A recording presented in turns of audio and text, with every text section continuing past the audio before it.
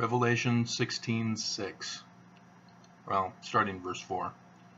And the third angel poured out his vial upon the rivers and fountains of waters, and they became blood. And I heard the angel of the waters say, Thou art righteous, O Lord, which art, and wast, and shalt be, because thou hast judged thus. For they have shed the blood of saints and prophets, and thou hast given them blood to drink, for they are worthy. Revelation 17, and we'll start verse 3. So he carried me away in the spirit into the wilderness, and I saw a woman sit upon scarlet-colored beast, full of names of blasphemy, having 7 heads and 10 horns. And the woman arrayed in purple and scarlet color, and decked with gold and precious stones and pearls, having a golden cup in her hand, full of abominations and filthiness of her fornication. And upon her forehead was a name written, Mystery, Babylon the Great, the mother of harlots and abominations of the earth. And I saw the woman drunken with the blood of the saints, and with the blood of the martyrs of Jesus. And when I saw her, I wondered with great admiration.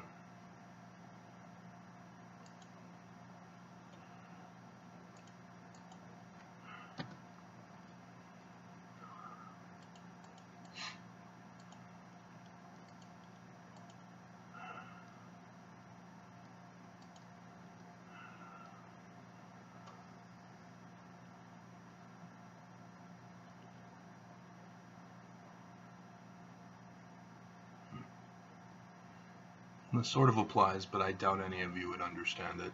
It's from 2 Nephi chapter 26. And yes, I'm speaking to Mormons, in case you hadn't figured by now with all my videos and the title of my video. So yeah, let's do it. I've told you guys, the Book of Mormon was said to be a pattern of the second coming. And all the signs of the second coming are related to what everybody attributed to the first sign when Jesus was on earth. So 2 Nephi 26:3, and liken this unto our day. And after the Messiah shall come, there shall be signs given unto my people of his birth, Revelation 12:1, and also of his death and resurrection. And great and terrible shall that day be unto the wicked, for they shall perish. And they perish because they cast out the prophets and the saints, and stone them, and slay them. Wherefore the cry of the blood of the saints shall ascend up to God from the ground against them. Wherefore all those who are proud and that do wickedly, the day that cometh shall burn them up, saith the Lord of hosts, for they shall be as stubble. And now we'll tie it all together into one great bow, with one great bow.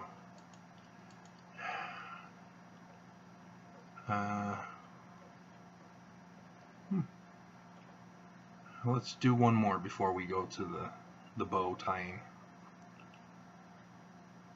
Doctrine and Covenants, section 87, verse 7.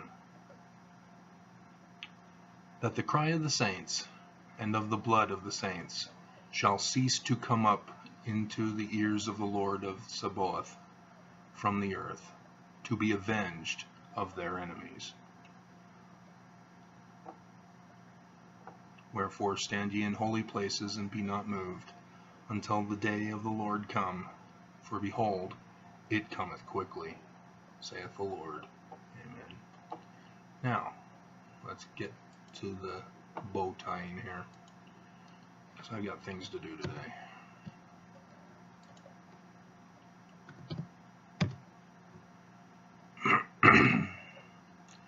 Doctrine and Covenants, section 1, starting in verse 14. And the arm of the Lord shall be revealed, and the day cometh, that they who will not hear the voice of the Lord, neither the voice of his servants, neither give heed to the words of the prophets and apostles, shall be cut off from among the people. For they have strayed from mine ordinances, and have broken mine everlasting covenant. Pop quiz: who is God talking to Joseph Smith about? You, Mormons. Non-Mormons don't take ordinances, and so therefore they can't break anything. They can't stray from ordinances if they've never had them in the first place. God is talking to you, Mormons. 16. Here comes the bow tying. They seek not the Lord to establish his righteousness, but every man walketh in his own way, and after the image of his own God, whose image is in the likeness of the world, and whose substance is that of an idol, which waxeth old, and shall perish in Babylon, even Babylon the Great, which shall fall. And then 17, wherefore I, the Lord, knowing the calamity which shall come upon the inhabitants of the earth, call upon Joseph Smith, and spake unto him from heaven, and gave him commandments. And he was martyred. The blood of the prophets, the blood of the saints, by Brigham Young. You haven't been watching my videos if you're just now figuring this out.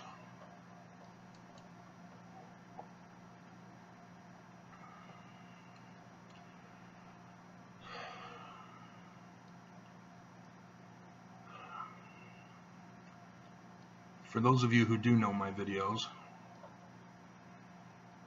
or do know my story, you know that I was married and divorced twice. The first time, that wife took my kids away, ran away to Canada. And the state of Utah and the LDS church aided and abetted in helping her escape and taking care of her, so that I would never see my kids again. And now my kids don't even want anything to do with me. And the second wife, her name means pure.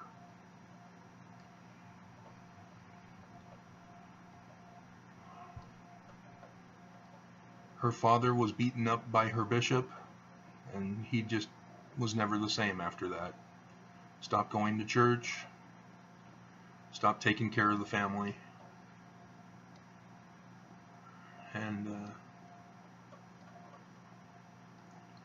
she was traumatized when she had to step in to save her mom from a beating.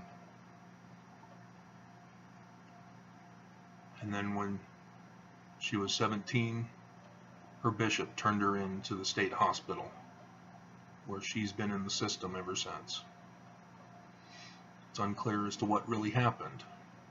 The trauma has blocked it out of her memory.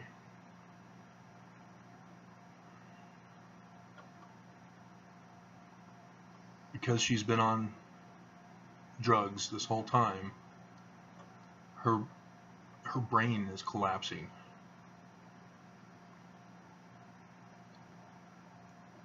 So that when she goes off her drugs, she goes through withdrawal symptoms that last for months. She can't be detoxed without having her strapped down for 3 months or 4 months, as the last time was, before she finally divorced me. I was the only one who stood by her side during all of her withdrawals. Her family gave up on her. The church gave up on her. And even Valley Behavioral Health gave up on her. Partly because they were unhappy that I went off my meds or drugs, and I haven't had the withdrawal symptoms that she did. So they used her to cause her to divorce me, so that they can separate us, and then they can attack me. And the incident with the video I did about Salt Lake Mormon police attacking me, that's where that comes in. The state of Utah used an internationally banned diagnosis, psychiatric diagnosis. The Russians called it sluggish schizophrenia. In Utah, sluggish now is a part of spectrum disorder for schizophrenia. Sluggish on the one end, rapid severity on the other. It's been banned, internationally banned, as a mental diagnosis. And yet Utah is still using it to lock up from society those who are critics of the church, those who are opponents of the Republican Party government. Utah's Republican, if you've not noticed. And because I wanted my kids back, the church, in conjunction with the state of Utah, removed me from society for 6 years of my life, and are now trying to resurrect, getting me under control, getting me back on drugs, getting me under their thumb so that they can control me. And they used my second wife by neglecting her to help her.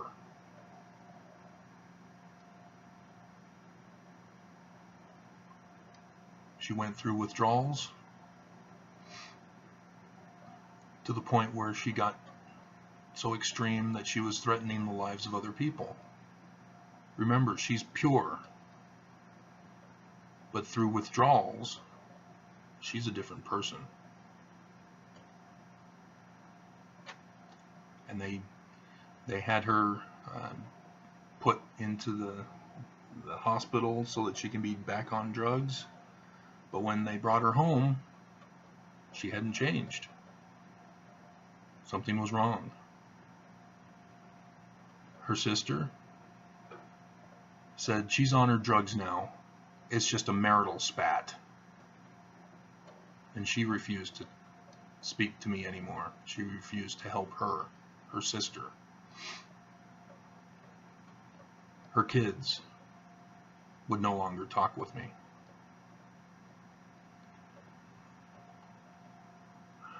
The North Valley Behavioral Case Management would no longer talk with me. They wouldn't take my calls. They wouldn't reply. All went silent. The church, Bishop blamed me. Said it was a marital problem. Interesting how people are getting their stories straight in this instance, isn't it?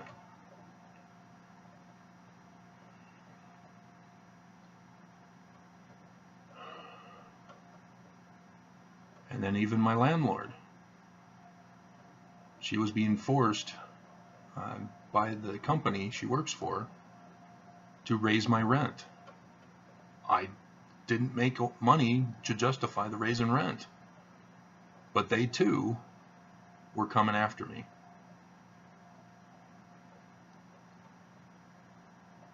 And so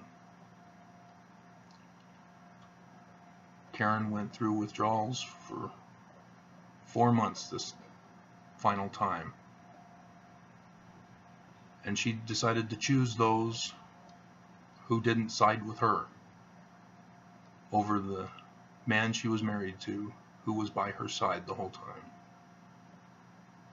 And she divorced me under the urging of her sister, who just conveniently had the divorce papers all ready for us to sign.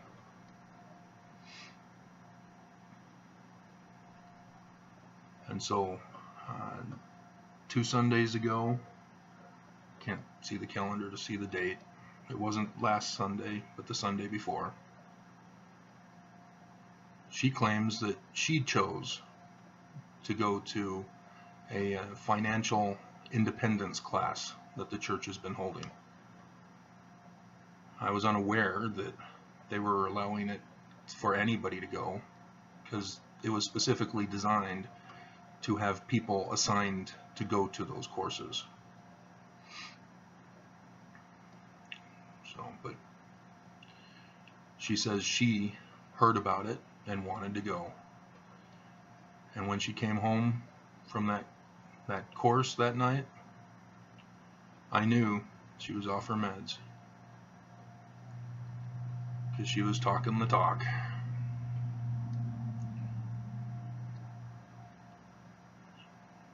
She believes she's to blame for her situation.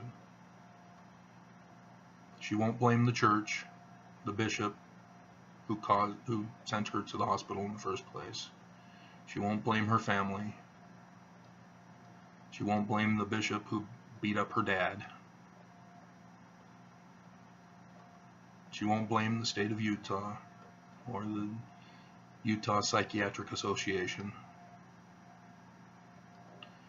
Because interestingly, she too was originally diagnosed as schizophrenic spectrum.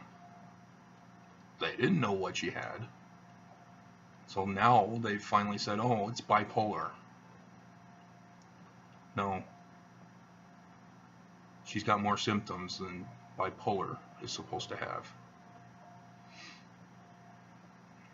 She's got something on the lines of Alzheimer's, or some kind of memory loss. But I couldn't diagnose her because I can't detox her. And so now she's back in the cycle again, and we're not married. I can't do anything to stop her. She's indicated that she's stopped her Social Security, but I doubt that, because I think she's still with GCS, the payee. So Social Security was notified not to listen to her, to listen to GCS. But she's tendered her what's it called when you 30-day notice. So on the 21st of February, she's gone. She's purged all her property as a result. And, she's going to a shelter downtown. She's giving up her life to go to a shelter because she thinks God wants her to be financially independent. She doesn't see it because she's going through withdrawals.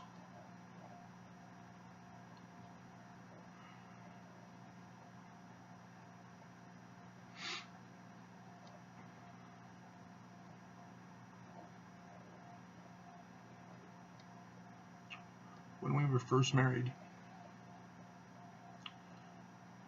she went on the bus to go somewhere and then decided, no, I'm going home.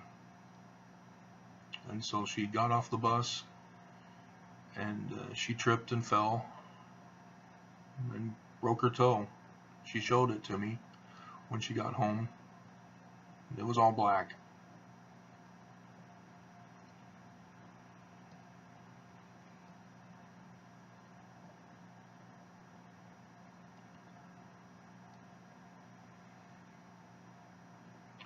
Her pureness of heart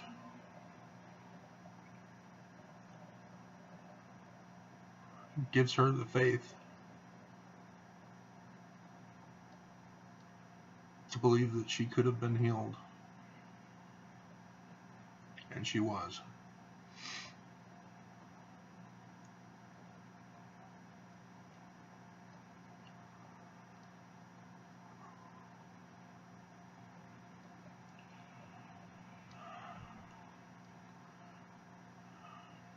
And so at this time of her need,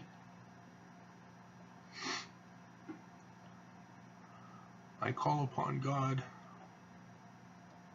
to fulfill your promises, your prophecies, to fulfill the prophecies of all the ancient prophets of this day, to utterly destroy the wicked from the face of the earth, not just in Utah, so that she can be saved.